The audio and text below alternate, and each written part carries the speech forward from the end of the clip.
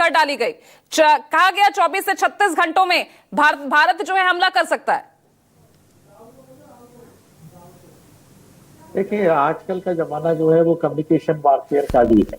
Media जो है आज माहौल बनाने में और दुष्प्रचार और अच्छा प्रचार सब में बहुत ज्यादा मायने रखता है। तो ये जो भी एक्टिविटीज पाकिस्तान की तरफ से हो रही है वो सारी दुनिया में डेफिनेटली उनकी कोशिश यही है बताने की कि हमने तो कुछ किया नहीं, मगर भारत हम पे हमला करने की कोशिश करता है।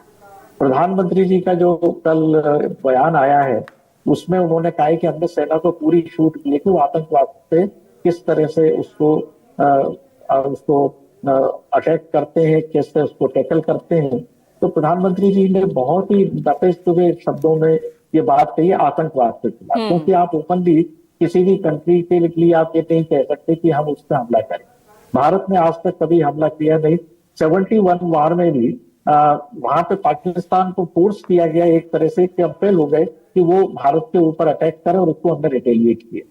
मिलिट्री की जो एक्टिविटीज होती हैं और प्राइम मिनिस्टर लेवल पे जो एक्टिविटीज होती है, इंटरनेशनल डिसीजंस होते हैं, वो टीवी डिबेट्स में या इवन जो क्लोजेस्ट सर्कल होता है उसमें भी ये बातें नहीं बताई जाती। ये प्राइम मिनिस्टर के दिमाग में क्या है, उन्होंने क्या डिसीजन लिया है, मेरे हिसाब से ये सिर्फ 2 या 3 लोगों के अलावा तो और किसी को इसके बारे में पूरी जानकारी आज की हालत में होगी नहीं। अब अगर ये इतना मैसेज गया हुआ है कि भारत की सेना को छूट दी गई, भारत की सेना एकदम तैयारी शुरू करने वाली नहीं होती है। कोई भी सेना जो मिलिट्री सिस्टम होता है उसमें सारे स्ट्रेटेजी प्लानिंग होते हैं। ऑपरेशनल डीजी जो होता है वो उसका मिलिट्री ऑपरेशन को बना के रखते हैं। कोर लेवल डिवीजन पे भी होते हैं, प्लान ABC सारे होते हैं, डिफेंसिव प्लान होते हैं। अगर कुछ आगे किस तरह के एक्शन होंगे तो रेडी होते हैं, प्लानिंग होती है, पर उसको कैसे इंप्लीमेंट करना है, रिसोर्सेज मोबिलाइज करना है, उसमें थोड़ा टाइम लगता है। इंदिरा गांधी ने जब सैम मानेकशॉ को कहा था कि आप बांग्लादेश को हमें पाकिस्तान से निकलवाना है, आप मई में जाइए, तो उन्होंने मार्च में कहा था, और मानेकशॉ ने कहा था कि नहीं बारिश आने वाली है, हम दिसंबर में करें, और उसके रिजल्ट्स होते हैं।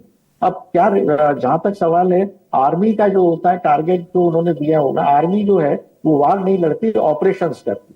उनके मिलिट्री ऑपरेशंस होते हैं, आर्मी नेवी एयरफोर्स के स्पेसिफिक टारगेट होगा, उस पर वो जाके ऑपरेशंस करते। वार जो है वो देश लड़ता है, सरकार लड़ती है, सारे सब उसमें आपका पॉलिटिकल इश्यूज होते हैं, फाइनेंशियल इश्यूज होते हैं, इंटरनेशनल डिप्लोमेसी के होते हैं, और ये सारे पर्सपेक्टिव जो है, ये नहीं है कि कल पहलगाम का अटैक हुआ प्राइम मिनिस्टर आज इस बारे में सोच रहे हैं। सरकार ने सब चीजें सोच समझ के लंबे समय तक होती हैं, और एक तरह का ढांढस बनाने को, देश को एक रखने का ये प्रयास प्रधानमंत्री कर रहे हैं कि आप निश्चिंत रहिए, हम इसमें एक्शन करेंगे। एक्शन कितना बड़ा होगा, लोकल कॉन्फ्लिक्ट का अगर ऑपरेशन अगर उन्होंने टारगेट रखा है तो वो तो सर्जिकल और एयर स्ट्राइक जैसा लिमिटेड हो जाता है। अगर उससे ज्यादा टारगेट रखा है कि वो बलूचिस्तान की तरफ जाके उधर कराची की तरफ नेवल और एयरफोर्स की स्ट्राइक्स हो या इधर POK में हो, तो ये सब बहुत सेंसिटिव वो है, और कोई इसमें लीड हम दे भी नहीं सकते हैं। हम तो यहाँ बैठे हुए आज की सिचुएशन में पहलगाम और POK में क्या है, सरकार की क्या रणनीति है।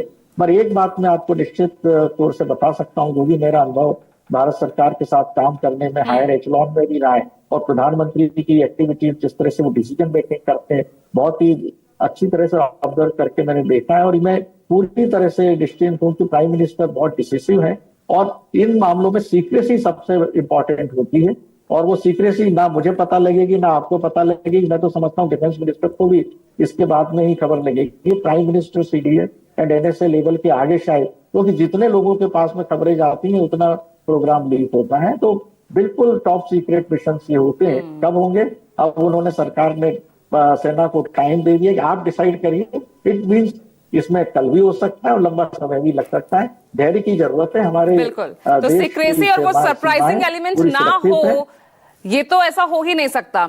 लेकिन अब ऐसे में प्रशांत देव, क्या लग रहा है, सुगबुगाहट क्या दिख रही है आप, क्योंकि ग्राउंड जीरो पर मौजूद है, क्या हलचल है, क्या ये कन्वेंशनल वॉर की तरफ हम बढ़